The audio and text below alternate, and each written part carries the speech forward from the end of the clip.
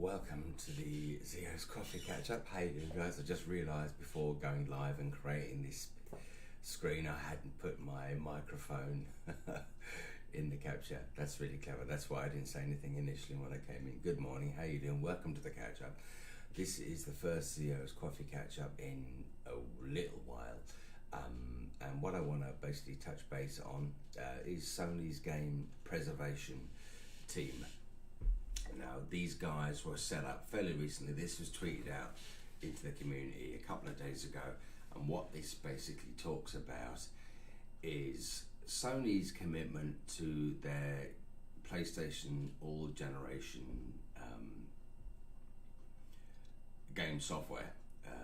Now, this comes very close to in the same month of Nintendo now closing their Nintendo DS commerce shop, and also closing their Nintendo Wii store. These won't be closed until I think it's June of next year, 2023. So where there's the comparison is you've got Nintendo ceasing online availability of their content for their physical consoles, even though they are now redundant, discontinued. On the other hand, you've got Sony that are preserving their library for the foreseeable. Now, the preservation team was set up. They put people onto the payroll in the US, stating that an individual has just been taken on and put on the payroll for sole preservation of game libraries archive of some description. We don't know yet how that's going to take, in what type of form, whether that's going to be backwards compatibility implemented into the PS5, whether that's going to be incorporated into emulation via the PlayStation Now or the PlayStation Plus service. Just touching base on the PlayStation Plus service, if you weren't aware, if you currently subscribe to either the PS Now or PS Plus, you would have received an email on your account saying that as of June this year, 2022, there will be some minor changes to the subscription base. So what they're basically doing, they're taking the PS Now and PS Plus and merging them into one service.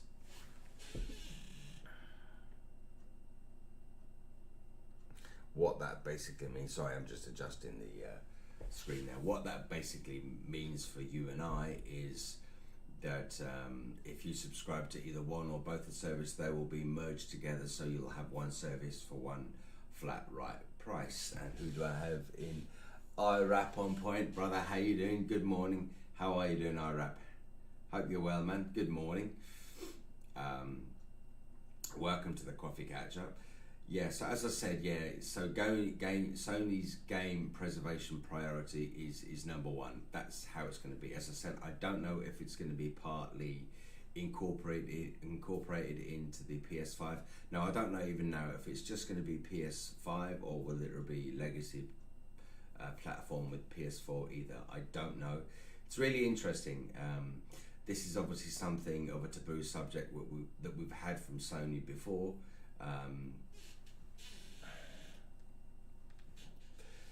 You're very welcome, man. You're very welcome. So as I said, yeah, this is going to be. Is it going to be? Is it going to be as part of the physical console? Is it going to be an update? Is it going to be part of the PlayStation Plus? Don't know how the actual implementation of the software library is going to be implemented. It's interesting to see the flip side of the coin. Sony have been sticklers for saying that they can't. So I'm just going to have a quick sup of coffee there. So again, Sony haven't said to us if it's going to be that side, but also, as I said, Sony have always been sticklers for not implementing the backwards compatibility, because they've said before that It's really hard to do. I don't know if we can do it, but it seems now that they can, which is fantastic if you are a die-hard Sony lover of their consoles for the last 25 or so years, which I have. You like in the background, man? Yeah, thanks very much. It's actually great that I was actually able to get the working. It uses a program called iSplit VCam rather than a green screen. I haven't got room for a green screen. I hate green screens, they're just so messy. But back to that. Yeah, so it's really interesting.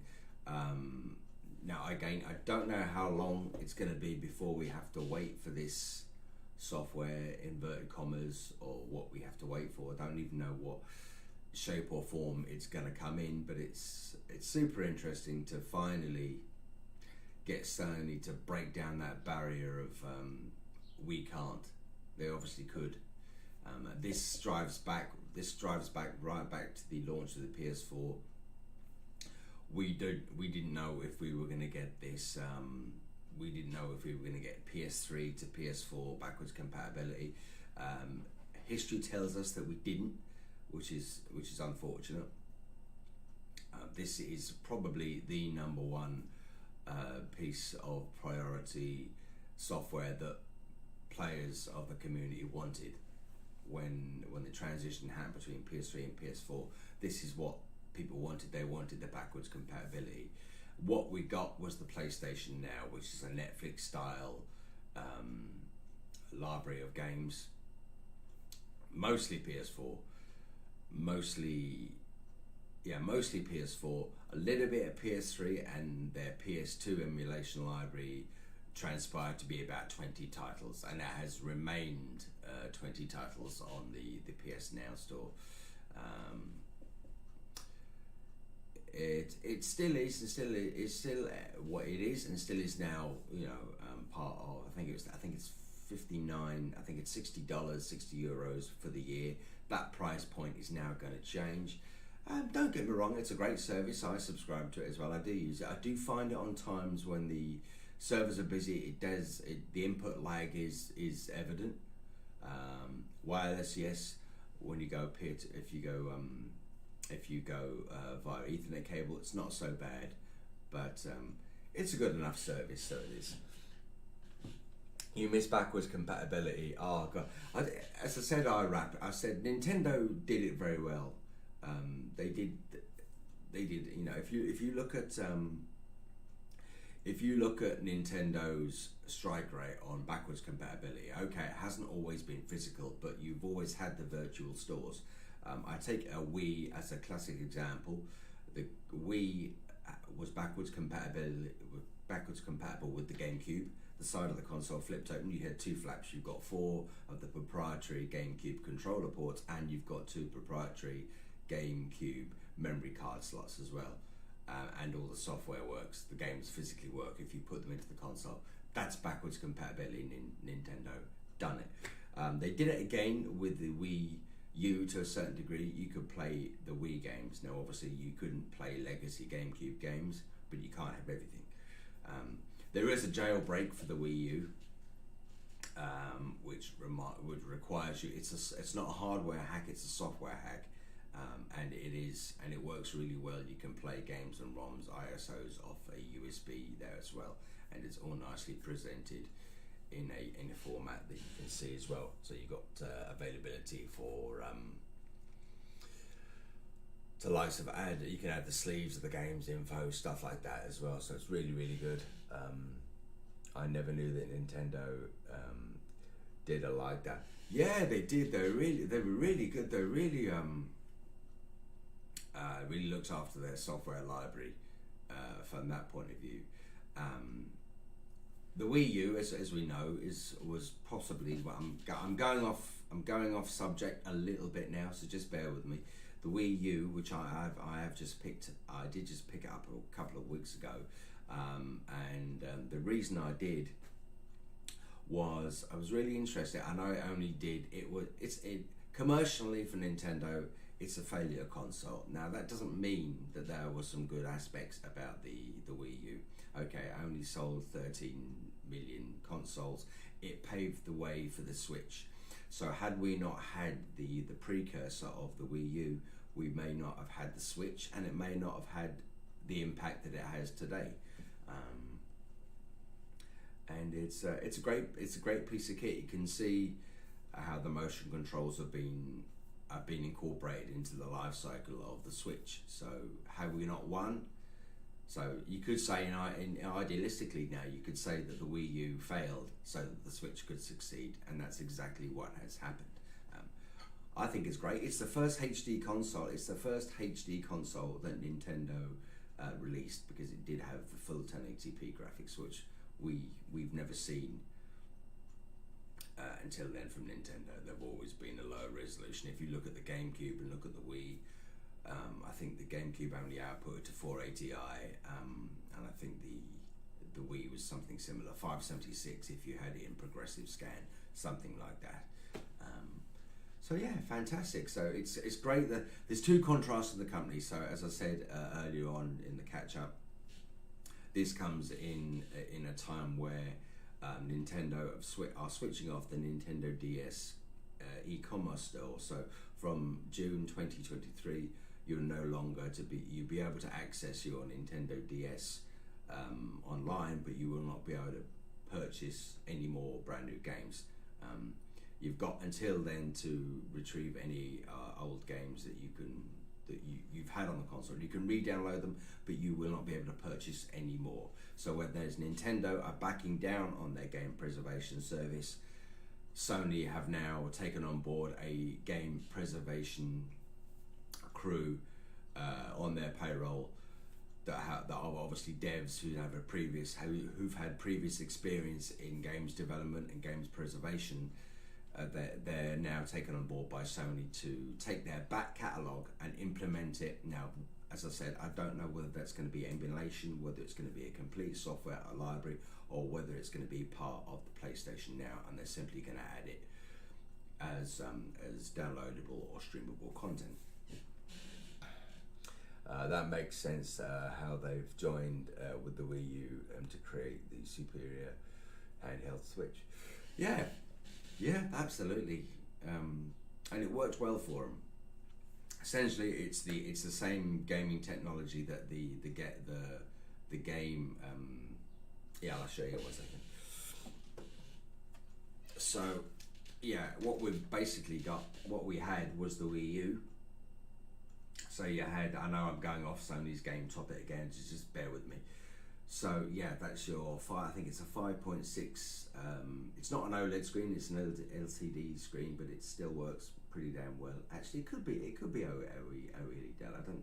I don't think it's LCD. It doesn't look that fuzzy. So you've got the two switch areas that obviously are undockable now. But this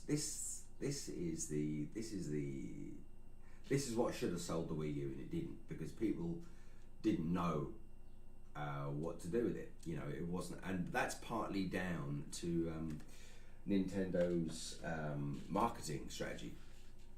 Even now, if you go onto YouTube or go into any other social media, you look at the advertisements for the Wii U.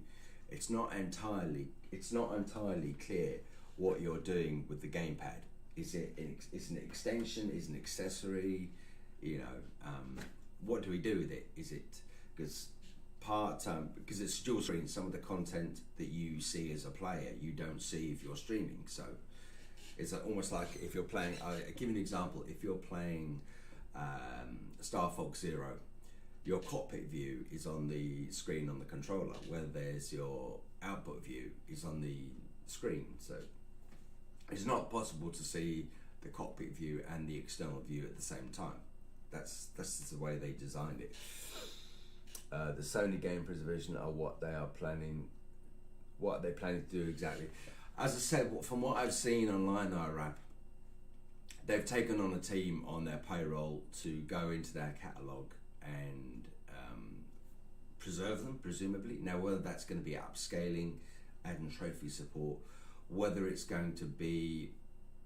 going to basically do an emulation program and put the content onto the PlayStation Now, to incorporate with the PlayStation Plus. Because if you didn't know IRAP, from June this year, they're gonna put both of the PlayStation Now and PlayStation Plus accounts together, merge them, so you won't have two separate accounts. So if you subscribe to the PlayStation Plus for your free content, your online storage, and the PlayStation Now, they're putting that all together into one service to make a saving for the consumer. But they're going to offer, rather than offer you 3 or 4 different games in a month, they'll be offering you the 400 titles that is on the PlayStation Now. I think there's going to be some changes, but I think it's good changes rather than negative changes. So that's what they're going to do.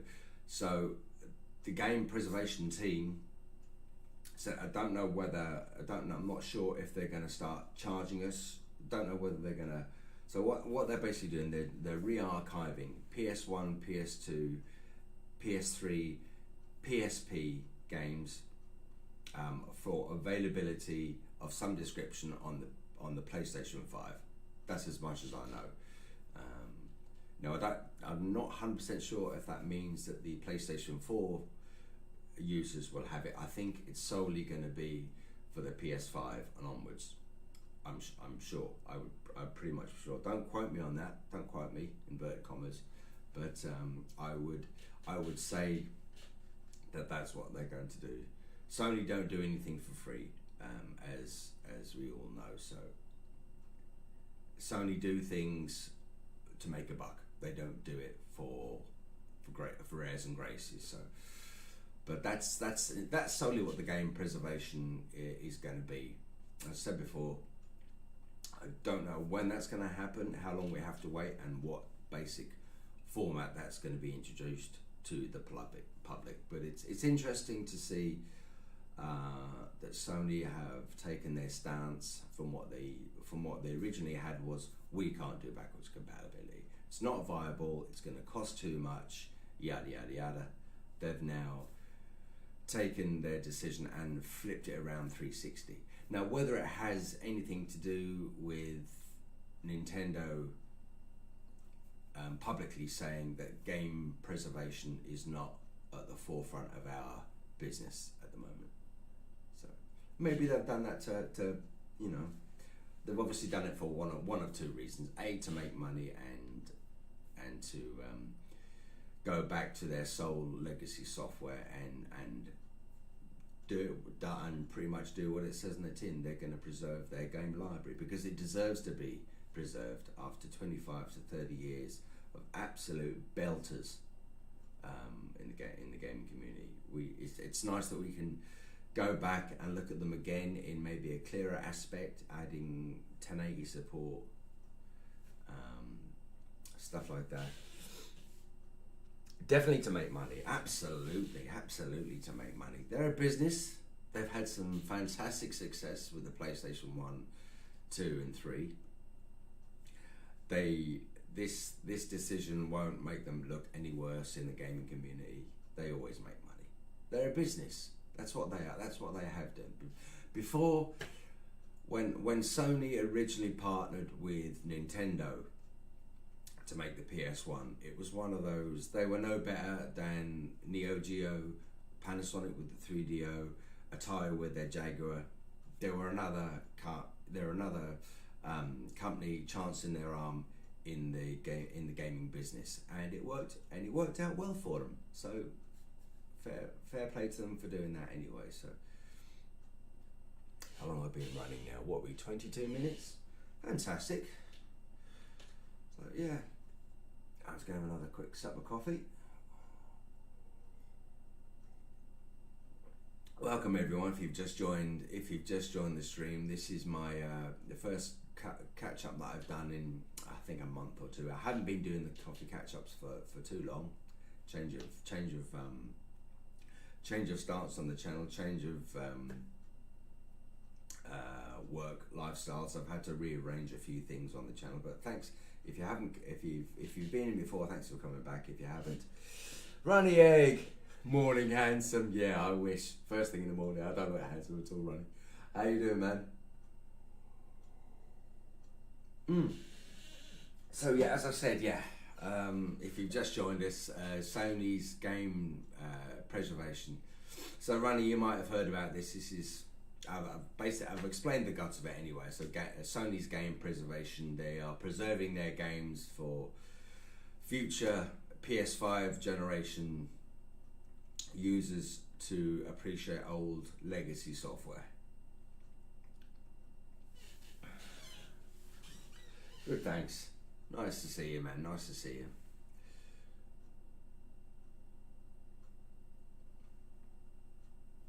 Again, this comes at a time where both Sony and Nintendo is closing their store. Quite literally, they've said games, or one CEO for Nintendo has basically said that games preservation is not on our hot list at the moment.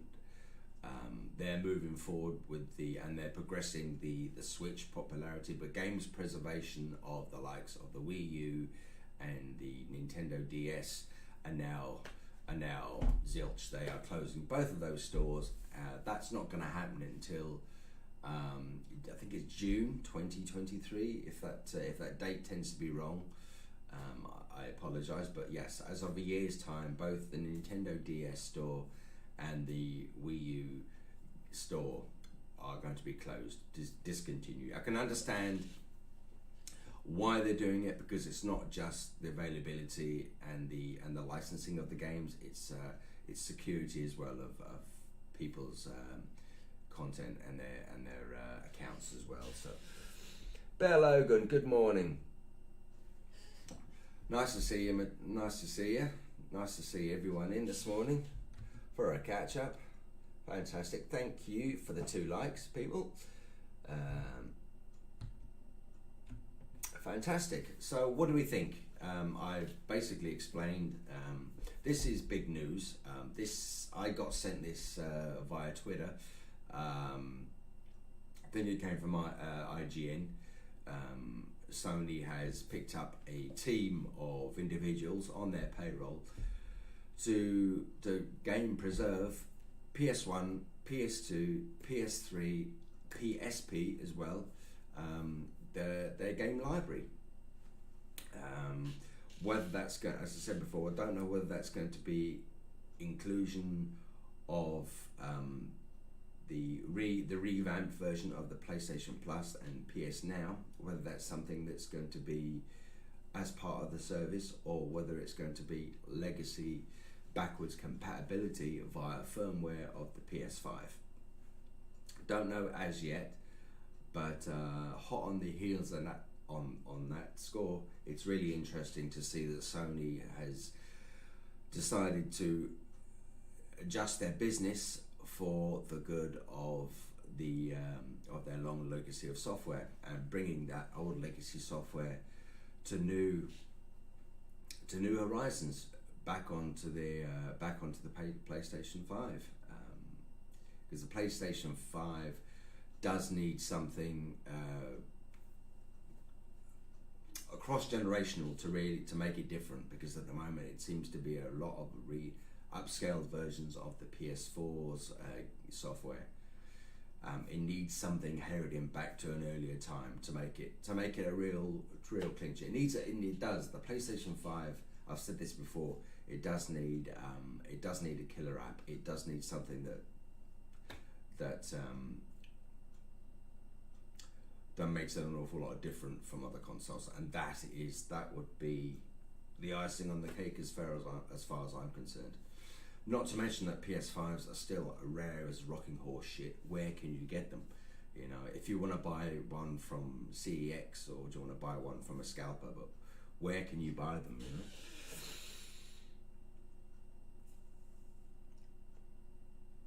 Would be hard to play old games off the new consoles. Absolutely. Who doesn't like to play old classic titles? Who doesn't? Everyone does. Not one. I put this as not one person on the planet that has a PS5 would not turn around and say, "Oh yeah, I'd like to play Metal Gear Solid," you know, or Sons of the Patriots off the PlayStation 2, or any of the retro games. so handy just to pop in a legacy disc and it runs via firmware. Now, one thing I would say, I'd be really surprised to see a physical media side. What I mean by that is it would be unlikely, I think, that you had an original, if you got an original PS2 game and you could put it into the disc and it would read and it would run. I think that would be very difficult to implement. I would say, I could be wrong, I wouldn't say it's that difficult to implement. I'm not a software engineer, I don't know, but I would say to tag to the software and give the full trophy support and to basically make it easier for Sony, I'd say it would be put onto the service as a download or a stream now option, I would say. Colin's Gaming, hey, having a coffee with you. Hey, thanks very much, Colin. Cheers to you. Cheers to everyone if you've got coffee this morning. If you're having coffee, go and get one.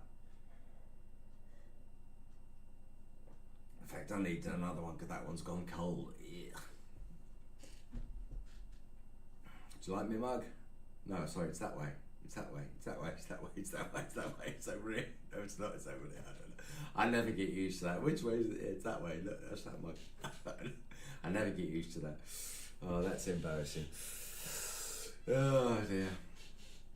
Yeah. So great news. Fantastic news. Now, it's nice to actually come on and tell the community that it's something that's going to benefit all of us who've got Sony machines. Again, I don't know if the preservation will be to give PS4s that option. I think it's solely going to be for the likes of PS5 users. But again, it does.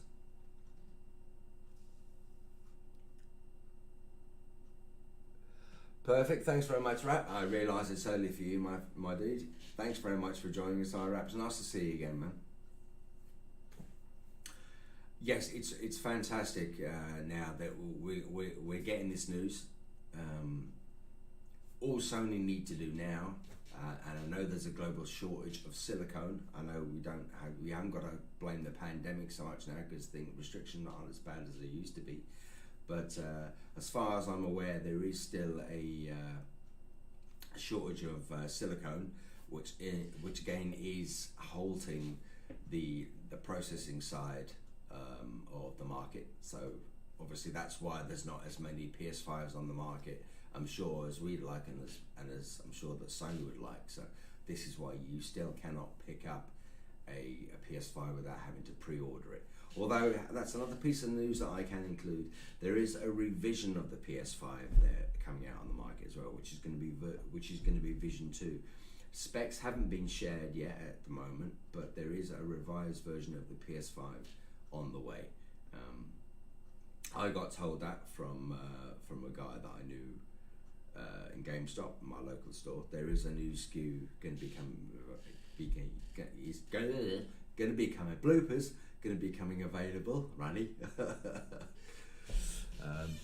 Collins Gaming has donated €3.49. Now, if I had a donation tab, that would actually probably be popping up there now, and I haven't actually got that running. Bad me. Let me just see if I can. Thanks very much, Colin, for that donation, my dude. Thank you. If I know better, I've actually had that implemented on the main screen, but I don't. Not on this stream yet, anyway. After creating this stream this morning, so I don't have the alerts in play, although I probably should have. Thanks very much, Colin. I appreciate that, man. That's gonna buy me a very, very nice caramel latte from somewhere, probably Starbucks. Cheers, Colin. Thanks very much, man.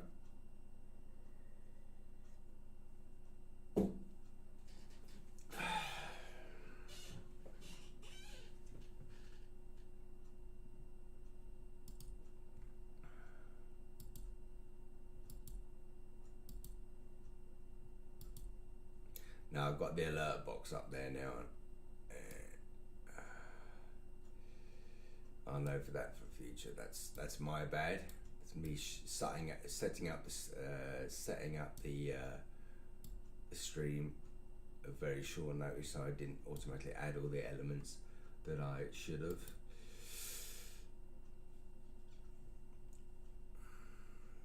So as I said, yeah, that is fantastic news. I've just got to watch the time this morning. I've got a bit of gardening to do this morning. I've set myself, again, off topic, I've just set myself a 2-day task of rejuvenating the garden, stripping off a load of hedges and hedgerows and chainsaw at the ready. So I've got to start that very, very shortly. How are we running? We're running to about, what we're running, 33 minutes. I'll run for another couple, 7 or 8 minutes, just to see if there's any of you who want to share any of your thoughts with the Sony game preservation. I think basically it's a fantastic move for Sony. Not such a good move for Nintendo, but again, that's their business now. They're pushing forward with the Switch's popularity. I don't know whether I would pick up a Switch, because obviously I've only invested now in the Wii U, and I can see the popularity from that. As I said before in the stream, the Wii U, in hindsight, I'm sure this wasn't on the cards for Nintendo at the time. Back in 2012 when they released it, the Wii U failed, so the Switch could succeed, and that's basically Nintendo learned from their mistakes in terms of marketing their consoles. So we now know the Switch works so well because a lot of those elements were in the Wii U, and that's basically, as I said, down to the uniqueness of the way that they that's the Wii U controller. That is the Switch, pretty much, in a nutshell. So yeah, so one failed so that the other one would succeed, and a large majority of the Wii U games were ported to the Switch anyway. So for continuing, for purely from continuity, there were some fantastic games released for the Wii U, some of which I'm still scouring the internet for to find the best prices for. So yeah, so I've got 3 titles at the moment. I've got the Wii U, Mario Kart Wii U, Super Mario Wii U, and Star Fox Zero. I intend to pick up, I think, Mario 3D World as well, which is a fantastic game, which I've played on emulation before. Emulation is another thing there as well. Cross topic with Sony. I don't know whether the game preservation service is going to be added as an emulation patch to the PS5, or whether it's something that we can all enjoy as part of the PlayStation Plus. So that's something to think about. I don't have that information at me to be able to explain to you how that works, but watch this space. Any further Sony game preservation news, I will pass that information on to you. Not that you won't find out yourselves anyway, but I'll just do it in my unique style there anyway. Okay, folks. Well, I think we're pretty much going to round it off. I know I said I was going about another. I'm spent. My mouth is as dry as Gandhi's flip-flop, I should say. It's really dry. So I'm going to take down the catch-up now, folks. I'm going to go and enjoy my 2 days off. I won't be streaming for the next couple of days. I'm going to take stock. I'm going to get some gardening done, and I will have the next part of Lego Dimensions Part 5. I will be streaming that Saturday morning from 9 AM. That's my new stream time. Unfortunately, just due to work commitments, I have tweeted this, and I've put this up as posts on YouTube before, just to say that I know I used to stream every day between the hours of 6 and 12. Because I've gone back to chefing now, that's prime time, work time for me, so I can't do that. So I can only stream between 9 AM and 12 PM weekdays before I start work. That's just, I knew that was going to be a thing when I decided to go back to chefing, so that's all I can do, unfortunately. YouTube would dictate to me that my best time to stream is 6 PM. Unfortunately, that's not an option for me, so I can only stream in the time that I have available to me. So thanks very much anyway, guys, for your support. If you do, I know I have a drop in stream, but that's just one of the things. I was well aware that was going to be the case, but I'll still rock on anyway. So if you can pop in and say hi, that would be fantastic, folks. All right then. All right, folks, I will see you again very, very, very soon on another catch-up or on any other part of the content that I do. All right, folks, take care of yourselves. Thanks again to Runnyegg, to Collins Gaming for doing the donation. IRAP on point also coming in as well, and for anyone else, Bear Logan Gaming as well. Thanks very much, guys, to 4 of you, 5 of you for coming in this morning, and I will see you all very, very soon, folks. Take care now. Bye-bye.